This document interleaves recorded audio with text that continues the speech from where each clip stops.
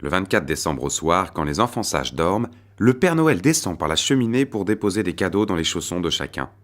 Mais au fait, d'où vient la légende du Père Noël? Qui est-il et d'où vient-il? Si l'on remonte loin dans le temps, on découvre qu'il y a toujours eu des célébrations de l'entrée dans l'hiver dans presque toutes les religions païennes, comme les lutins scandinaves, les Nis.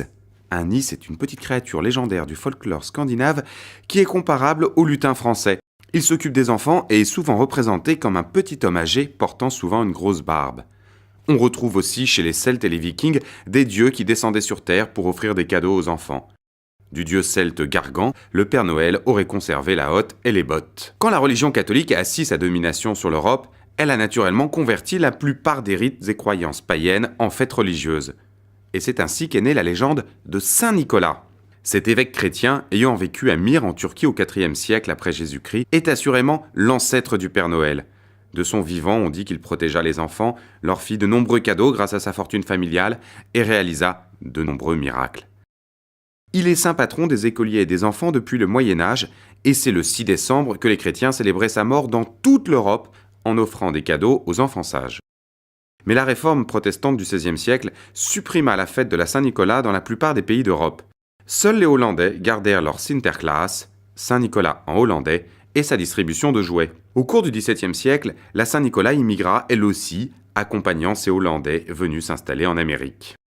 En quelques décennies, cette coutume néerlandaise de fêter la Saint-Nicolas se répandit rapidement au sein des foyers des colons anglais. Sinterklaas se transforma peu à peu en Santa Claus. Au fil des décennies, les familles chrétiennes trouvèrent plus approprié que cette fête des enfants soit associée à la naissance de l'enfant Jésus. Ainsi, Santa Claus commença donc à faire sa tournée non plus dans la nuit du 5 décembre, mais bien dans la nuit du 24 décembre. Et c'est au XIXe siècle que Santa Claus se transforma le plus. En 1821, Clement Clark Moore, un pasteur américain, écrivait un conte de Noël, The Night Before Christmas, la nuit devant Noël, dans laquelle le Père Noël apparaît dans son traîneau tiré par des rennes. Au fil des années, Santa Claus a pris du poids. D'un évêque plutôt maigre à l'origine, il devint le gros bonhomme que nous connaissons aujourd'hui. En 1863, Santa Claus troqua ses habits d'évêque contre un costume rouge avec fourrure blanche, rehaussé d'une large ceinture de cuir. Le Père Noël rassemble donc plusieurs folklores qui ont été mis bout à bout au cours du XIXe siècle. Et en 1931, c'est l'entreprise Coca-Cola qui peaufine et fige l'allure du Père Noël.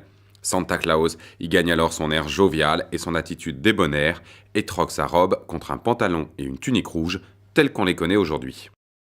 La France a résisté plus longtemps. Ici, la tradition voulait que l'on s'offre de petits cadeaux pour la naissance du Christ, et si la première trace écrite du mot Père Noël est attribuée à l'écrivaine George Sand en 1855, il ne va vraiment conquérir notre pays qu'après la Seconde Guerre mondiale, lorsque Coca-Cola l'amène dans ses bagages avec son marketing irrésistible. Cependant, il ne réussit pas à évincer complètement Saint-Nicolas, qui continue d'être fêté en particulier dans le nord-est de la France et de l'Europe.